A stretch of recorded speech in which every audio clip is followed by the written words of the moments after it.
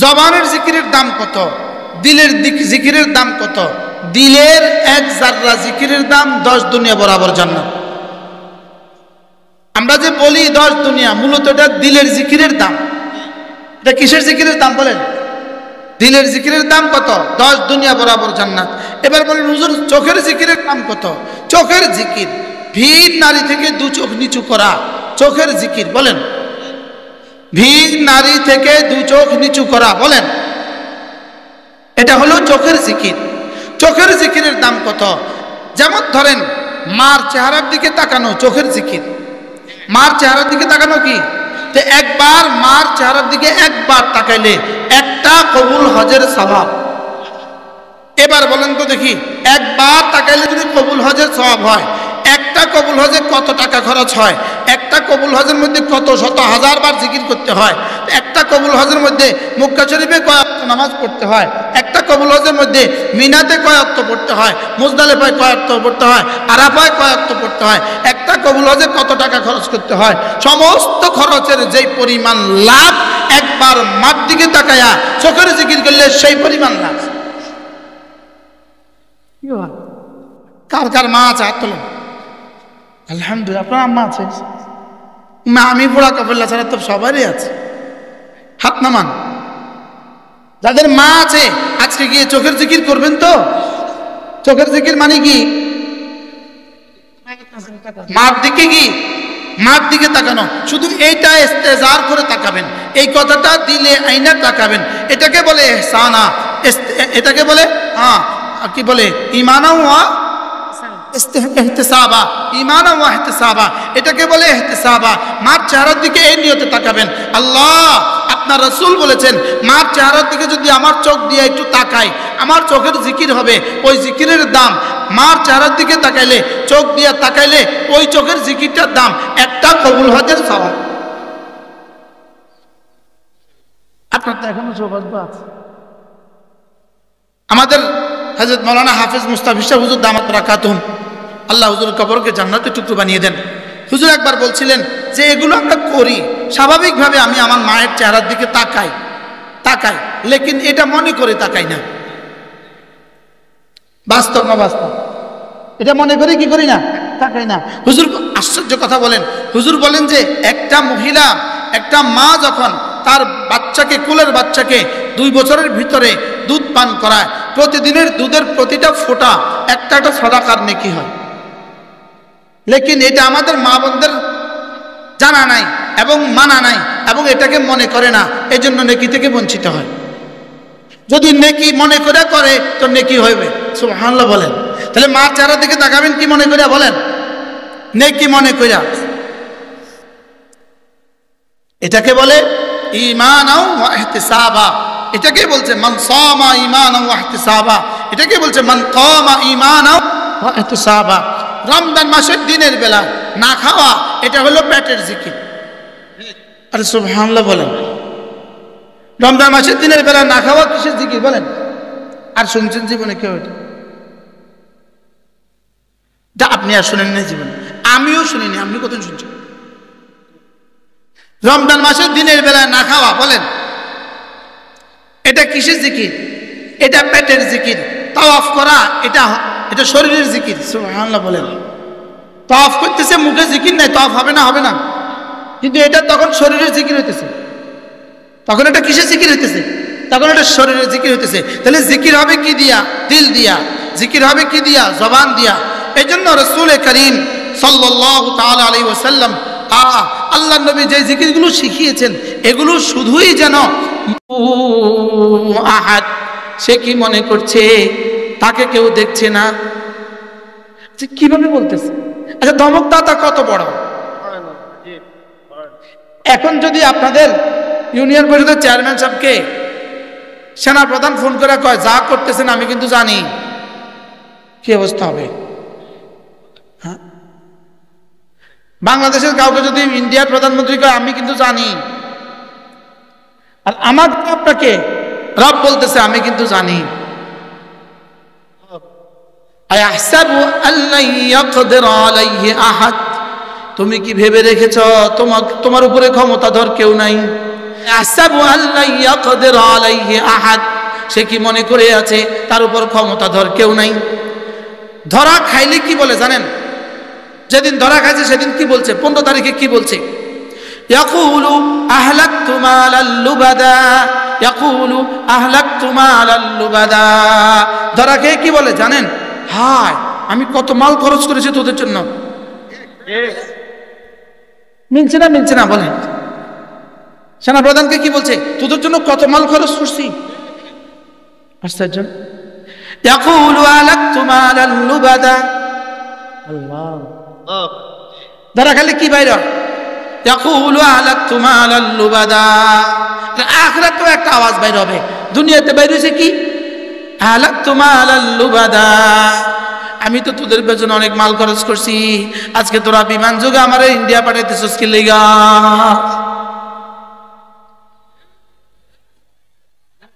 এত কোনো আওয়াজ আসে না, এখন ওই দূরে থেকেও কও ঠিক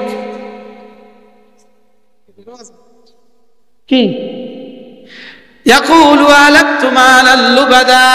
আর আখিরাতে ধরা খেলে বলবে ইয়াকুলু ইয়া লাইতানি কদ্দামতু লিহায়াতি।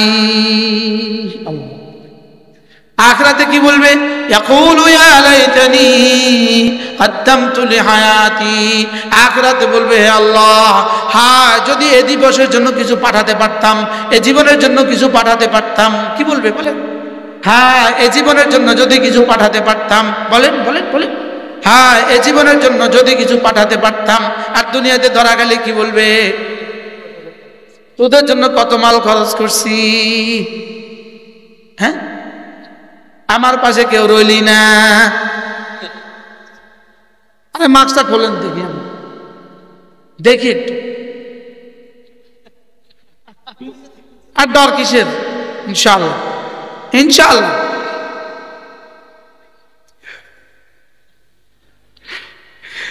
يقول يا ليتني قدمت لحياتي، يقول يا ليتني قدمت لحياتي। যদি জানতো তো দিল্লিতে একটা বাড়ি বানাইতো। বাস কি আল্লাহর ফয়সালা তখন ভিন্ন হইতো অবশ্য। কি ভাই, সারা দুনিয়ায় বাড়ি বানাইছে একজনে 360টা, লেকিন কোন দেশে যাওয়ার আর সৌভাগ্য হয় নাই। শুধু ওই দেশে যায় উঠছে যে দেশে গরুর পেশাব ছাড়া আর কিছু খাওয়ায় না। কি এখন কি বলে জানেন? এখন শুধু একটাই বলে ইয়াকুলু ইয়া লাইতানি কদ্দামতু লিহায়াতি। পড়েন ইয়াকুলু ইয়া লাইতানি কদ্দামতু লিহায়াতি, ইয়াকুলু ইয়া লাইতানি কদ্দামতু লিহায়াতি। শুধু একটাই বলে হায় যদি এই দিবসের জন্য কিছু পাঠাতে পারতাম। পাঠাবো তো মওতের আগে না মওতের পরে। এজন্য আল্লাহ তাআলা বলেন ইয়া আইয়ুহাল্লাযীনা আমানু লা তুলহিকুম আমওয়ালুকুম ওয়ালা আওলাদুকুম আন যিকরিল্লাহ।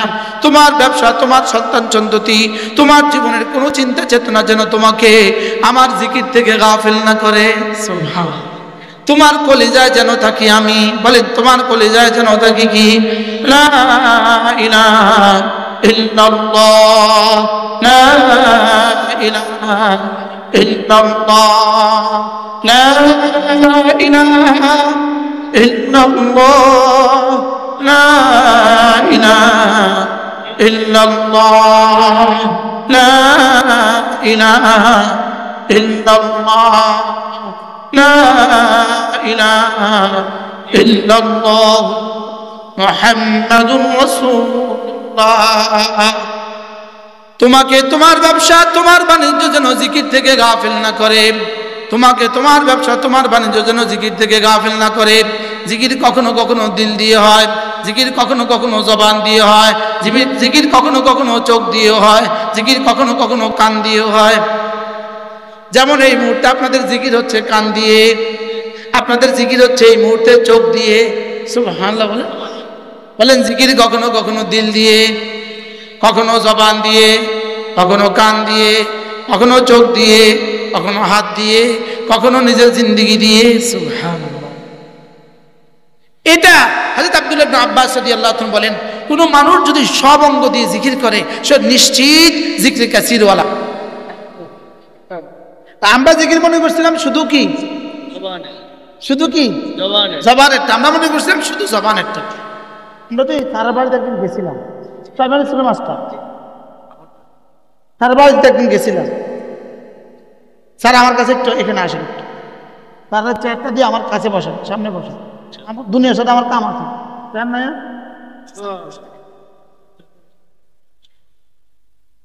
স্যার এটা আমরা দিকে তাকান, এদিকে। ইনি টঙ্গীর ময়দানে 17 তারিখে আহত হয়েছে।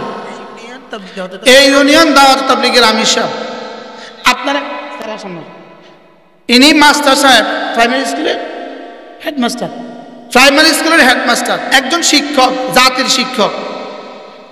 বলেন, একজন জাতির শিক্ষক, প্রাইমারি স্কুলের হেডমাস্টার। ইনার কাছে কত স্টুডেন্ট পড়ছে জীবনে? এরপরে ইউনিয়নের দাওয়াত তাবলীগের জিম্মাদার সাথী 17 তারিখে টঙ্গীর ময়দানে যারা তাকে মারছে, আপনি কি তাদেরকেও মোমেন বলবেন? দেখেন, আপনারা দেখেন হাতটা কিভাবে ভাঙ্গা, দেখছেন? 17 তারিখে মারছে, আজকে কয় তারিখ?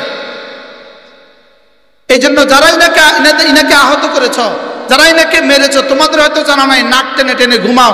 লেকিন শুনো, রব্বে কারীমের কাছে তোমাদের হেদায়েতের দরখাস্ত করছি। হেদায়েত যদি কিসমতে না থাকে, তোমাদের আল্লাহ লানতের অভিযোগ। আর কি বলবো বলেন? আর কি দিয়ে সান্ত্বনা দিব? তাহলে বোঝা গেছে খুনিদের বাংলার জমিনে ঠাঁই নাই। বলেন, খুনিরা তবলিগি হইতে পারে না। বলেন, খুনিরা তবলিগি হইতে কি দেখছেন? বলেন, কি দেখছেন? বলেন, দেখেন দাড়ি পাকা, তোর কি একটু লজ্জাও হয় নাই? তোদের কি একটু লজ্জাও হয় নাই দাড়ি পাকা মানুষটাকে মারতে? তোদের কি লজ্জা শরম লাগলো না? এই দাড়িওয়ালা মানুষটাকে মারতে কি শরম লাগে নাই? আল্লাহ তাআলা স্যারকে পূর্ণাঙ্গ সুস্থতার হায়াত দান করেন। স্যারকে আল্লাহ তাআলা সবরের পুরস্কার আল্লাহ তাআলা স্যারের হয়ে যান। আল্লাহ তাআলা তার দুনিয়া আখিরাতে तमाम ভালাই নসিব করেন। আর এই খুনিদেরকে, এই লম্পটদেরকে, ডাকাতদের থেকে বাংলাদেশকে আল্লাহ তাআলা চিরপবিত্র করে দেন। আল্লাহ তাআলা স্যারকে সুস্থতার হায়াত দান করেন। স্যার, আপনি আমার দোয়া করবেন। আমরা স্যার আপনার জন্য কিছু করতে পারি নাই। স্যার, আমরা আপনাদের জন্য কিছু করতে পারি নাই। আল্লাহ তাআলা যেন এই খুনিদের শাস্তি দুনিয়া আখিরাতে নিশ্চিত করে দেন। স্যার বসেন। এবার তাহলে এই আয়াতটা শুনেন। আচ্ছা, ইনি মুমিন না কাফের? আবার বলেন, মুমিন না কাফের? এবার মারছে ইচ্ছাকৃত না অনিচ্ছাকৃত? আচ্ছা, যে 4 জন নিহত হয়ে গেছে, ইনার সাথে যদি ইনিও থাকতেন? এবার দেখেন, ওয়ামান ইয়াকতুল মুমিনা মুতাআম্মিদা, যে কোনো মুমিনকে ইচ্ছাকৃত হত্যা করলো। ওয়ামান ইয়াকতুল মুমিনা মুতাআম্মিদা, যে কোনো মুমিনকে ইচ্ছাকৃত হত্যা করলো, ফাজাযাউ জাহান্নাম, তার ঠিকানা হলো জাহান্নাম। যে মুমিনকে ইচ্ছাকৃত হত্যা করলো তার ঠিকানা কি? এবার ইনি মুমিন না কাফের? ইচ্ছাকৃত না অনিচ্ছাকৃত? দুইটা পায়া গেলাম। এবার দেখেন, খালিদান ফিহা, যে জাহান্নামে সে চিরদিন থাকবে। নাউজুবিল্লাহ বলেন। 5 দিনের ইস্তেমাল লাগা, 5 দিনের জোর করার লাগা চিরদিন জাহান্নাম কামাইছো। কি শুনলেন? কয় দিনের জোর করার লাগা? 5 দিনের জোর করার লাগা জাহান্নাম কামাইছে কয় দিন? এই জন্য সাহসিকতার সাথে বলেই ফেলি, ওয়াসিফ সাহেব আপনি রেডি থাকেন, হাসরের ময়দানে তৈরি হন, হাসরের ময়দানে জবাব দেওয়ার জন্য তৈরি থাকেন। সাহেব আপনিও তৈরি থাকেন, ওয়াসিফ গং তোমরাও তৈরি থাকেন। এ হত্যার যাজা তোমাদেরকে দিতেই হবে, এ হত্যার প্রায়শ্চিত্ত তোমাদেরকে করতেই হবে। খালিদান ফিহা, জাহান্নাম আবার চিরস্থায়ী জাহান্নাম। আপনি বললেন সাদ সাহেবকে বললেন কেন? সাদ সাহেব কি 17 তারিখে মাগরিবের পরে ফোন দিয়ে বলতে পারতো না, না তোরা যাস না? কথা বলেন না, এটা বলতে পারতো না? পারতো না? বলেন। নিজামুদ্দিন থেকে বলতে পারতো কিনা, না এখানে মারামারি করার দরকার নেই, মারামারি দিয়ে তবলিগ হয় না, মারামারি দিয়ে গুন্ডামি হয়, তবলিগ হয় না, ডাকাতি হয়, তবলিগ হয় না।